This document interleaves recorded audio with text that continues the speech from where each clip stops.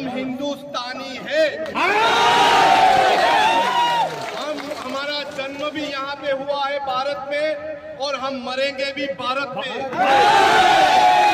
और हमारे पास आधार कार्ड भी है, हमारे पास वोटिंग कार्ड भी है।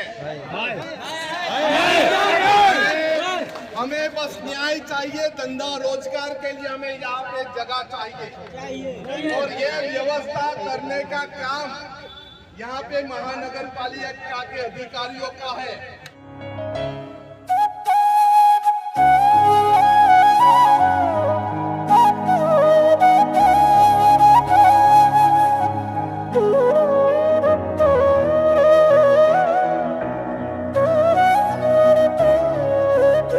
जैसा कि आप देख रहे होंगे, कुछ दिनों से वापी महानगर पालिका के द्वारा जो अवैध रूप से स्क्रैप के गोडाउन बने हुए थे, उनको डेमोलेशन का काम शुरू कर दिया गया है। नमस्कार, आप देख रहे हैं सालासन न्यूज़ और मैं हूं विनय प्रजापति।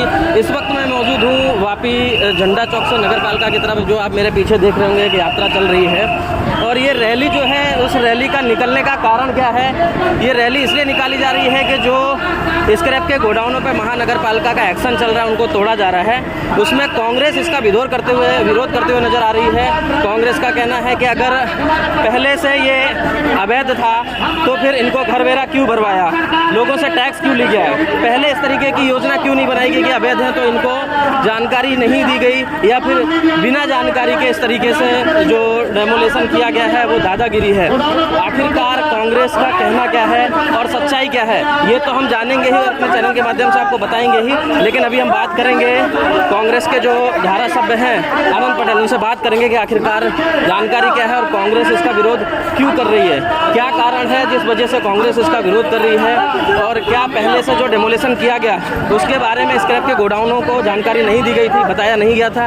ये सारी जानकारी हम आप तक पहुंचाएंगे और बात करेंगे आनंद भाई पटेल से।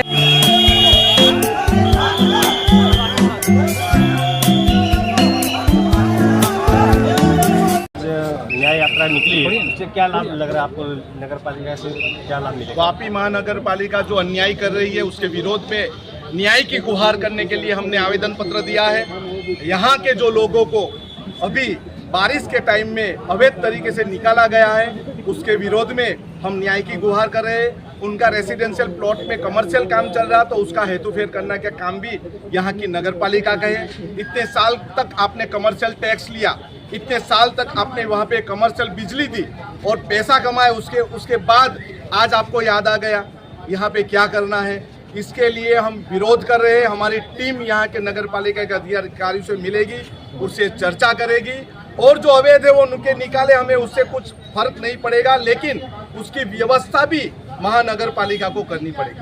सर, कहीं न कहीं भंगार की वजह से बीमारियां भी फैलती हैं, वहाँ कचरा रहता है, उसके लिए भी नगर पालिका ने वो देखा होगा। और सिर्फ भंगार के लिए कोई बीमारी नहीं फैलेगी, लेकिन यहाँ की जीआईडीसी में ये प्रदूषण इतना फैलता है, उसका खराब पानी हमारे एरिया में जाता है, गांव में जाता है, नदी में जाता है, नालों में जाता है, उससे बीमारी फैलती है। उनसे सवाल पूछने के लिए कोई नहीं जाएगा, लेकिन कोई गरीब की आवाज बन के आगे आएगा, उससे वो सवाल पूछेंगे। उसको भी सवाल पूछना है, उसकी वीआईए को भी सवाल पूछना है, इंडस्ट्री को भी सवाल पूछना है कि आप क्या क्या अवैध तरीके से करते हो, और अगर महानगर पालिका ने किस किस को नोटिस भेजा है वो भी मैं मांगूंगा उसके बाद।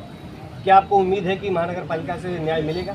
हमें संविधान पे विश्वास है, संविधान से आगे कोई नहीं है। महानगर पालिका के जो ऑफिसर्स है वो हमारे टैक्स से, पैसों से ये उसकी सैलरी मिलती है, उसको सुनना ही पड़ेगा। सर, જે આ ડુંગળી ફળિયા તમામ વિસ્તારોમાં જે ગેરકાયદેસર ભંગારના ગોડાઉનની જે કાર્યવાહી કરવામાં આવી છે, એને લઈને ક્યાંક ને ક્યાંક આનંદ પટેલે એક દેખાવ કર્યો છે।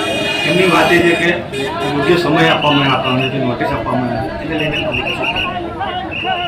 એકચ્યુઅલી આ ઘણા સમયથી વાત છે, અને મહાનગરપાલિકાએ તમામ જે કંઈ ગેરકાયદેસર પ્રવૃત્તિ કરે છે એ લોકોને અવારનવાર નોટિસો આપી છે, સમય પણ આપ્યો છે, અને પાલિકાને જે પ્રકારની અપેક્ષા હતી એ પ્રકારે સ્વેચ્છાએ દબાણ ના આપ્યું, એટલે પછી અમારે ફોર્સફુલી આ દબાણો હટાવવા પડ્યા। કેટલા જોખમી હતા આ દબાણો? બધા જ દબાણો ઘણા બધા જોખમી હતા અને જાહેર સ્વાસ્થ્યને નુકસાનકારક હતા, એટલે લાંબો સમય આ રીતે દબાણો ચલાવી રાખી શકાય નહીં।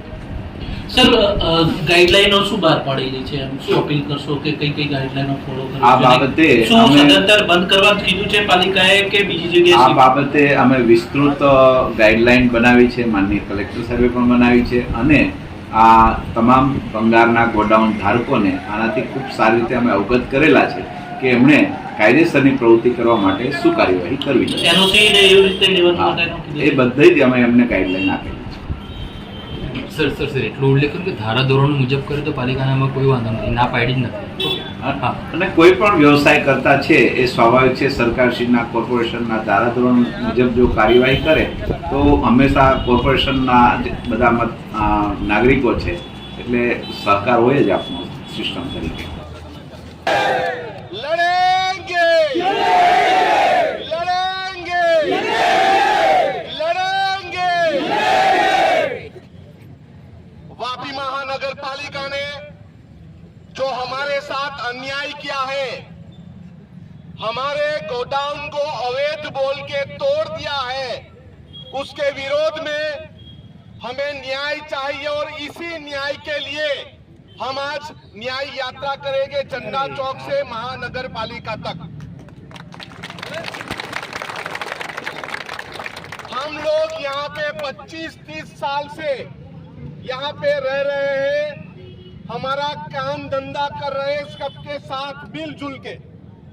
आज हमको बारिश के मौसम में हमको कोई भी नोटिस दिया बिना और वैकल्पिक व्यवस्था किए बिना हमारे गोडाउन को तोड़ा गया है। इसके विरोध में हमको न्याय चाहिए चाहिए और अगर हम अवैध हैं तो आप 25-30 साल से हमारे पास क्यों टैक्स वसूल कर रहे हैं? हमारे पास क्यों कमर्शियल टैक्स वसूल कर रहे हैं? हमारे पास क्यों कमर्शियल जीबी टैक्स वसूल कर रही है? अगर हम अवैध हैं तो 25 साल पहले नगर पालिका ने क्यों हमें यहाँ पे डेरा डालने के लिए परमिशन दी थी? और लड़ेंगे और लड़ेंगे। हमारी न्याय यात्रा इसीलिए हम निकाल रहे हैं क्योंकि हमें यहाँ के ऑफिसर्स अधिकारी लोग अवैध तरीके से बता रहे हैं। अगर हम गलत हैं तो हमें बताओ हम कहाँ पे गलत हैं। अगर हम 25 साल से गलत थे तो हमारे पास टैक्स क्यों वसूला गया? हमारे पास कमर्शियल टैक्स क्यों वसूला गया?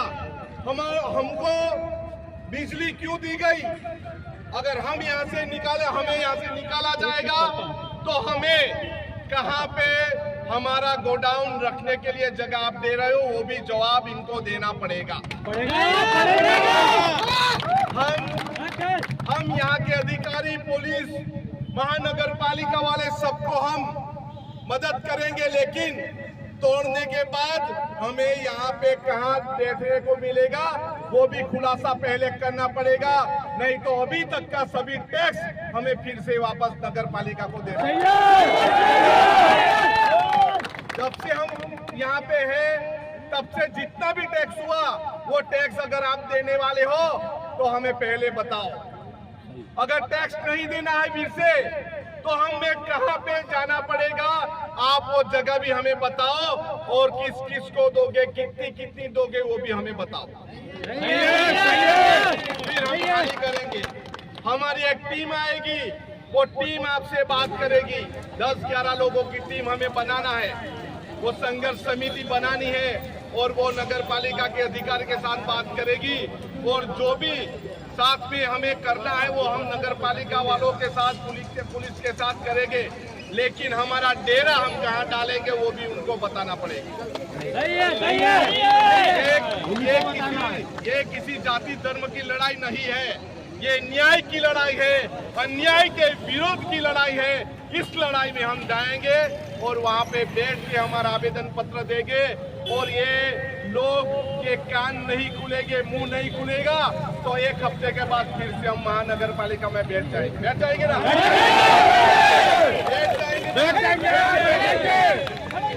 अभी हमें यहाँ से शांति से पीरू भाई की अगुवाई में, खंडू भाई की अगुवाई, नगर सेवक के आगेवान है उसकी अगुवाई में वहाँ पे जाना है और शांति से हमारा आवेदन पत्र